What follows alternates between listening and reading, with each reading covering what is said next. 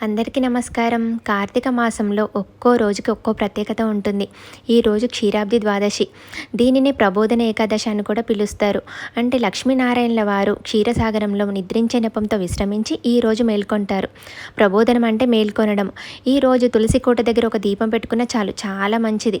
చాలామంది ఈరోజు తులసి కళ్యాణం కూడా చేస్తుంటారు. కొంతమంది నార్త్ ఇండియన్స్ అయితే ఏకాదశి రోజు తులసి కళ్యాణం చేస్తారు. నేనైతే మొదటి నుంచి కార్తీక పౌర్ణమి రోజు ఇంట్లో తులసి కళ్యాణం చేసుకొని 365 వత్తులు వెలిగించుకొని వీలైతే శివాలయానికి వెళ్ళి అక్కడ కూడా వత్తులు వెలిగిస్తాను. మీరైతే ఏ రోజు వత్తులు వెలిగిస్తారో కామెంట్ చేయండి. ఇంకా ఇది వైట్ ఫీల్డ్ దగ్గర రామాలయం శివాలయం పక్క పక్కనే ఉంటాయి. గుడి అయితే చాలా ప్రశాంతంగా కూల్గా ఉంటుంది. ఈ గుడి అంటే నాకు చాలా ఇష్టం.